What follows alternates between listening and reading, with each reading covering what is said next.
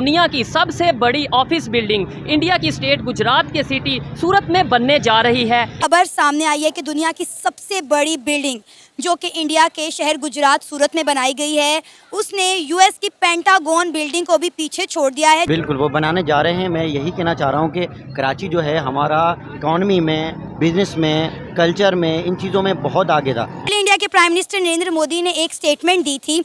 उन्होंने कहा था, फ्रांस में उन्होंने ये स्टेटमेंट दी थी, उन्होंने कहा कि इंडिया में टैलेंट भी है, इनोवेशन भी है। यहाँ पे चीजें खत्म होती जा रही हैं। स्टील मिल का बड़ा नाम था, वो हमारी खत्म हो गई। और इवन यहाँ कराची के जो पोर्ट्स हैं वो हमने गिरवी रख दिए जो दूसरे कंट्रीज के लिए। इंडिया चंद्रयान जब इंडिया का फेल हुआ, हम लोग उस पर जो है अपनी दादें वसूल करते रहे कि इंडिया का जो मिशन था वो नाकाम हो गया। हम लोग उस पर खुश होते रहे। हमें ये नहीं पता था कि 2 साल बाद वो कामयाब हो जाएंगे और हम लोग वहीं के वहीं पड़े रहेंगे। नमस्कार दोस्तों, तो भारत में सबसे बड़ी बिल्डिंग मतलब सबसे बड़ा ऑफिस जो कि सूरत में बन रहा है, इसका काम 2029 तक कंप्लीट हो जाएगा, जिसका नाम है डायमंड बोनस। और इसको बनाने में करीब 3000 करोड़ का खर्चा आने वाला है। इसने अमेरिका का सबसे बड़ा ऑफिस पेंटागन जो 80 सालों से नंबर 1 है, उसका रिकॉर्ड तोड़ दिया है और ये नंबर 1 पर आ गई है। तो इस पर पाकिस्तानियों का रिएक्शन भी आया है। तो पाकिस्तानियों ने क्या बोला इस पर, आप देखिए। नेबर की बात करें इंडिया की, वहाँ के जो सिटी है सूरत, वहाँ पे वर्ल्ड लार्जेस्ट जो है बिजनेस वो बनने जा रही है, बिजनेस बिल्डिंग बनने जा रहा है, ऑफिस बिल्डिंग बनने जा रही है। क्या कहना चाहेंगे कि कभी कराची को बम्बई से कंपेयर किया जाता था, कहा जाता था एक जैसे, आज वो डेवलपमेंट में बहुत आगे चले गए। दुनिया की सबसे बड़ी यूएस के पीछे छोड़ के वो जो है ऑफिस बिल्डिंग बनाने जा रहे हैं। बिल्कुल वो बनाने जा रहे हैं। मैं यही कहना चाह रहा हूँ कि कराची जो है हमारा इकॉनमी में, बिजनेस में, कल्चर में, इन चीज़ों में बहुत आगे था।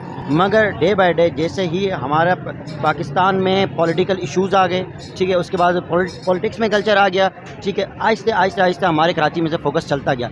इसकी मिसाल उसी तरह है कि जैसे घर के एक वालिद होते हैं जो खुद कमाते हैं, लगाते किसी और पर हैं, उस वालिद की कोई केयर करने वाला नहीं है। तो मैं यही कहना चाह रहा हूँ, अगर इस कराची पे फोकस किया जाए तो बम्बई तो कुछ भी नहीं है। हम कम्पीट कर सकते हैं दूसरे ममालिक को, यूरोपियन ममालिक को, यूके के ममालिकों को, यूएई के ममालिकों को, क्योंकि यहाँ पे इतने रिसोर्सेज हैं, यहाँ पे इतना कुछ है पाकिस्तान में, कराची में, कि हम वही बातें खाते जाएंगे मगर कम नहीं होगा। लेकिन यहाँ पे चीज़ें खत्म होती जा रही हैं। स्टील मिल का बड़ा नाम था, वो हमारी खत्म हो गई। और इवन यहाँ कराची के जो पोर्ट्स हैं वो हमने गिरवी रख दिए जो दूसरे कंट्रीज के लिए। अब ये जो खबर आ रही है कि सूरत में इंडिया में जो है दुनिया की सबसे बड़ी ऑफिस बिल्डिंग बनने जा रही है, क्या कहेंगे कि दुनिया की, यानी पहले पेंटागन में थी, 80 साल रिकॉर्ड रहा है, यूएस में सबसे बड़ी ऑफिस बिल्डिंग थी, अब वो सूरत में बनने जा रही है। वो कैसे डेवलपमेंट की तरफ जा रहे हैं? बम्बई तो छोड़े, हम सूरत का भी कंपैरिजन नहीं कर पा रहे, बहुत पीछे हैं। बहुत पीछे हैं, बिल्कुल। वो कंपैरिजन में वो इसलिए आगे जा रहे हैं क्योंकि उनको खुद पे भरोसा है और वहाँ पे ना इकॉनमी को, वहाँ पे उनको पता है यूटिलाइज किस तरह किया जाता है। फॉर एग्जांपल आप 2 रुपये लगा रहे हैं तो उनको पता है हम कहाँ लगा रहे हैं और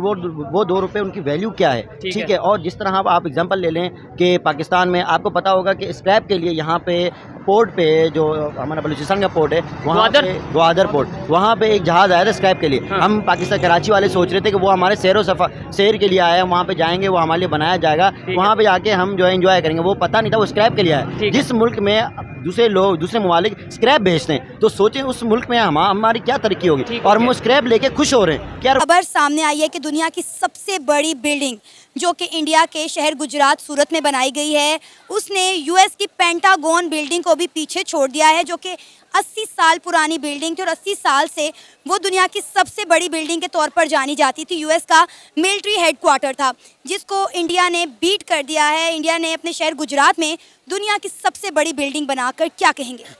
जी, मैं यही कहना चाहूँगा कि इंडिया ने किस फील्ड में किस कंट्री को बीट नहीं किया। आप आईटी सेक्टर देख लें, आप उसका इंडिया की एक्सपोर्ट्स देख लें, आप उसके साथ साथ इंडिया का जो डेवलपमेंटल मॉडल है, इंडिया का इंफ्रास्ट्रक्चर है, कोई एक आप इंडिया का प्रोजेक्ट देख लें, इंडिया ने किस प्रोजेक्ट में किस कंट्री को बीट नहीं किया। इंडिया चंद्रयान जब इंडिया का फेल हुआ, हम लोग उस पर जो है अपनी दादें वसूल करते रहे कि इंडिया का जो मिशन था वो नाकाम हो गया। हम लोग उस पर खुश होते रहे। हमें ये नहीं पता था कि 2 साल बाद वो कामयाब हो जाएंगे और हम लोग वहीं के वहीं पड़े रहेंगे। हम आज भी वहीं पर हैं, उनका मिशन कामयाब हो गया। अब हमारी सफ़ों में जो है वो खलबली मची हुई है, सफ़े मातम बिछी हुई है कि इंडिया जो है वो आसमान तक चला गया। हम लोग अभी तक यहीं पर हैं, हमारे साथ कुछ नहीं हुआ। हम तो ज़मीन पर ही तरक्की नहीं कर सके, आसमान पर जाना तो बहुत दूर की बात है। कुछ दिन पहले इंडिया के प्राइम मिनिस्टर नरेंद्र मोदी ने एक स्टेटमेंट दी थी। उन्होंने कहा था, फ्रांस में उन्होंने ये स्टेटमेंट दी थी, उन्होंने कहा कि इंडिया में टैलेंट भी है, इनोवेशन भी है, इंडिया में टेक्नोलॉजी भी है, इंफ्रास्ट्रक्चर भी है। जो इन्वेस्टर इंडिया में आकर इन्वेस्ट करेगा, इंडिया उसको जो है भारी रिटर्न्स देकर जाएगा। मतलब देखिए इंडिया के प्राइम मिनिस्टर कितने कॉन्फिडेंस से जब ये बात कह रहे हैं कि यहाँ पे इंफ्रास्ट्रक्चर भी है, इनोवेशन भी है। तो जब एक मुल्क का प्राइम मिनिस्टर इस तरह के बयान देता है दूसरे मुल्कों में जाकर, तो डेफिनेटली उनकी आवाम में भी एक कॉन्फिडेंस डेवलप होता है। जी बिल्कुल, आपने सही कहा है कि जब प्राइम मिनिस्टर अपनी आवाम को ओन करता है तो आवाम में जो है वो एक कॉन्फिडेंस बूस्ट होता है। हमारे